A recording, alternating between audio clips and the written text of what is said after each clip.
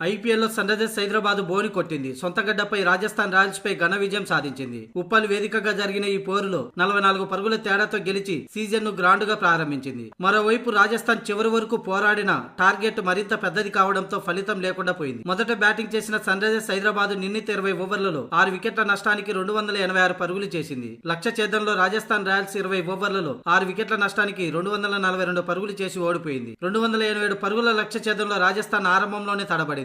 Opener Yashasvi Jaiswal ఒక పరుగే చేసి out అయ్యాడు. ఆ తర్వాత వచ్చిన కెప్టెన్ పరాగ్ తొలి బంతికి 4 కొట్టి రెండో బంతికి అవుట్ అయ్యాడు. ఈ 2 వికెట్లు కూడా సిమర్జిత్ సింగ్ కే దక్కాయి. 4వ స్థానంలో వచ్చిన నితీష్ రాణా కూడా ఎక్కువసేపు క్రీజ్ లో నిలవలేకపోయాడు. కేవలం 11 పరుగులే చేసి షమి బౌలింగ్ లో క్యాచ్ ఇచ్చి అవుట్ అయ్యాడు. దీంతో 50 పరుగులకే 3 వికెట్లు కోల్పోయి పీకల్లోతో కష్టాల్లో పడిన రాజస్థాన్ ధ్రువ్ జురేల్, సంజు శాంసన్ పోరాటం అద్భుతం. ఓటమి కళ్ల ముందు కనబడుతున్నా వీరి పోరాటం సన్ రైజర్స్ జట్టులో దడ పుట్టించింది. బౌండరీల వర్షం కురిపిస్తూ స్కోర్ కార్డును ముందుకు తీసుకెళ్లే ప్రయత్నం చేశారు. ఈ క్రమంలో ఇద్దరు తమ హాఫ్ సెంచరీలు పూర్తి చేసుకున్నారు. 4వ వికెట్ కు ఈ జోడీ 9 ఓవర్లలోనే 110 పరుగుల భాగస్వామ్యాన్ని నెలకొల్పారు. ఏదైనా సంచలనం నమోదవుతుందా అనే సమయంలో శాంసన్, జూరెల్ స్వల్ప వ్యవధిలో అవుట్ అయ్యారు. చివర్లో శుభం దూబే, హెట్మేర్ బౌండరీలతో విరుచుకుపడ్డారు. అయితే జట్టును మాత్రం గెలిపించలేకపోయారు. అంతకు ముందు మొదట బ్యాటింగ్ చేసిన సన్ రైజర్స్ హైదరాబాద్ నిర్ణీత 20 ఓవర్లలో 6 వికెట్ల నష్టానికి 286 పరుగులు చేసింది. తొలిసారి సన్ రైజర్స్ తరపున ఆడుతున్న ఇషాన్ కిషాన్ 45 బంతుల్లో సెంచరీ చేసి దుమ్ము లేపాడు. అతని ఇన్నింగ్స్ లో 6 సిక్సర్లు, 11 ఫోర్లు ఉన్నాయి. ఇక ట్రావిస్ హెడ్ 67 పరుగుల హాఫ్ సెంచరీతో మెరుపులు మెరిపించగా క్లాసెన్ 34, నితీష్ రెడ్డి 30 పరుగులతో రాణించారు. రాజస్థాన్ రాయల్స్ బౌలర్లలో తుషార్ దేశపాండే 3 వికెట్లు తీసుకోగా తీక్షణ 2 వికెట్లు పడగొట్టాడు.